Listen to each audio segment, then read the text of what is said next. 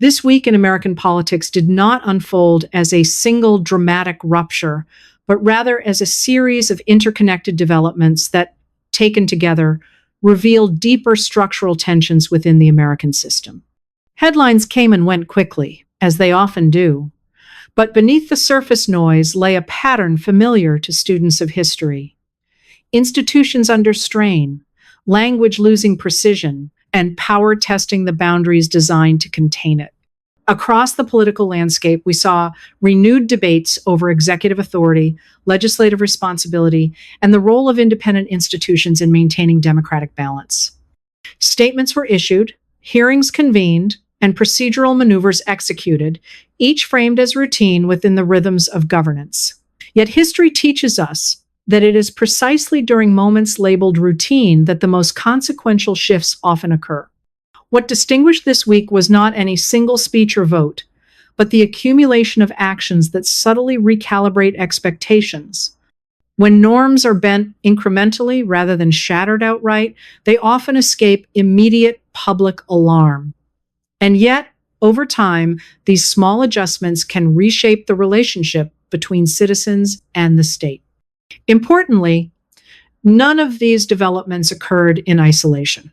They were responses to political pressure, to electoral incentives, to media dynamics, and to a public increasingly conditioned to perceive politics as spectacle rather than process.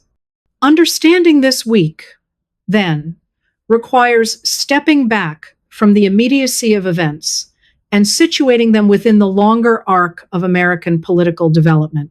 History reminds us that democracy is not undone in a single moment of collapse. More often, it erodes through gradual normalization, through repeated exceptions that slowly become expectations.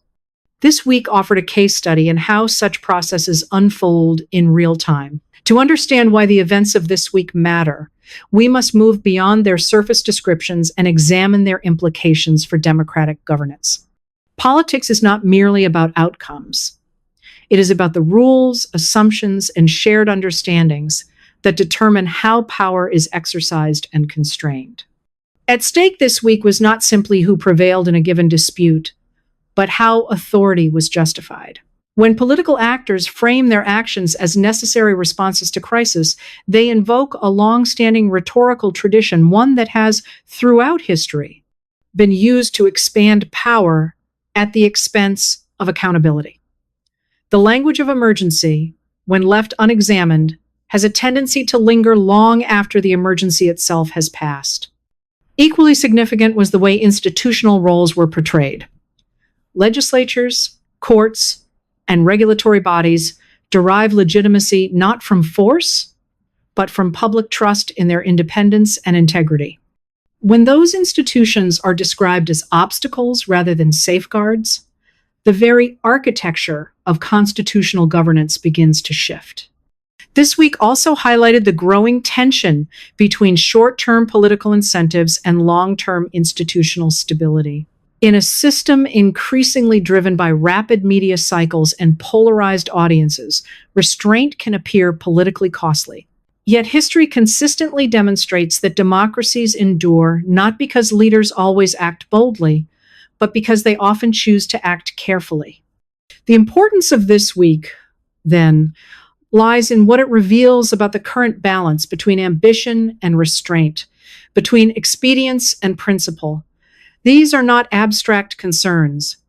They shape how future decisions will be made and which precedents will be available to justify them. History offers no exact replicas, but it does provide patterns.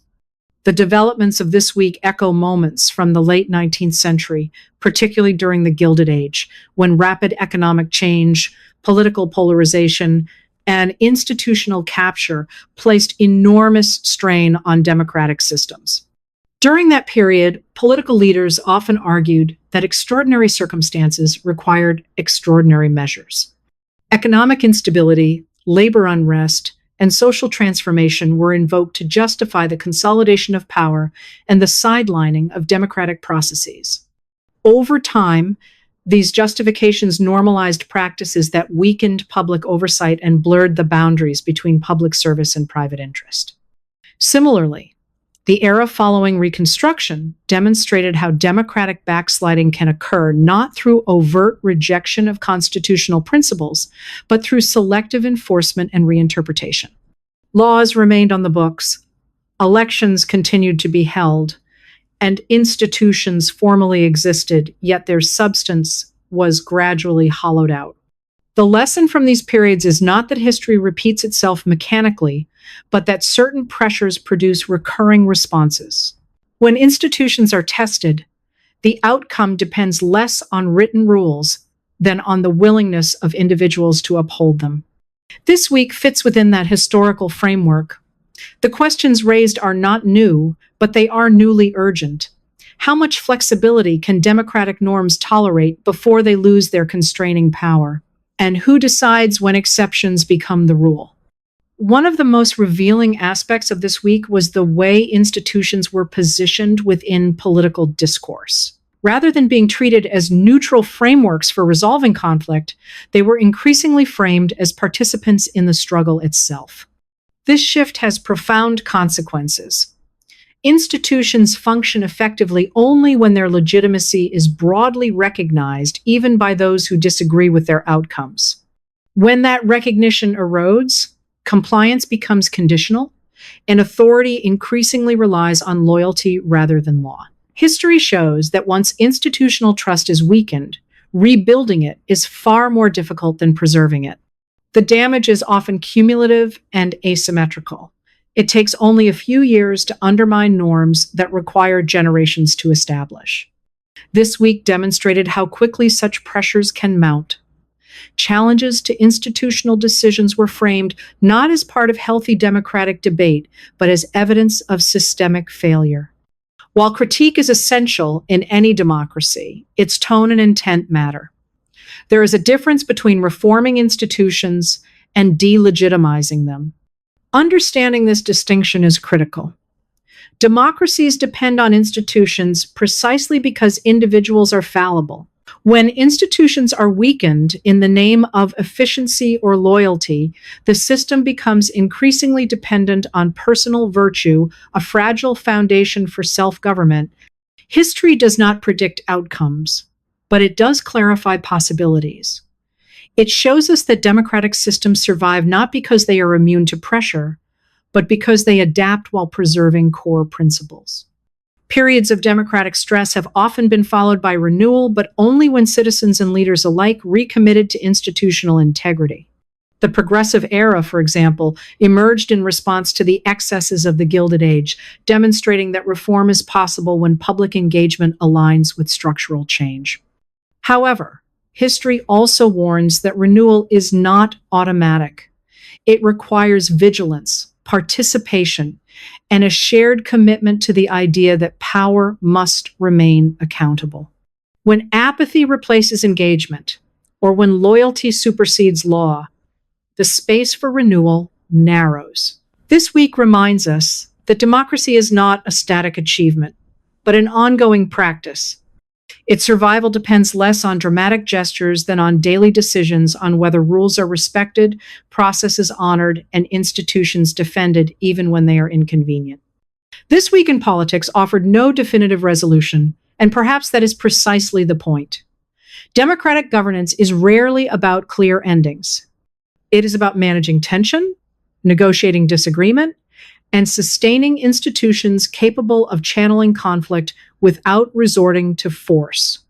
The developments we observe this week underscore the importance of historical awareness. When we recognize familiar patterns, we are better equipped to respond thoughtfully rather than reactively. History does not demand alarmism. It demands attention. As the political landscape continues to evolve, the most important question may not be what happens next, but how we choose to understand what is happening now.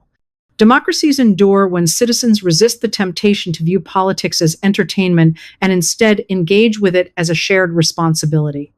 This moment, like so many before it, will pass. What remains will be the precedents set the norms reinforced or weakened, and the lessons either learned or ignored.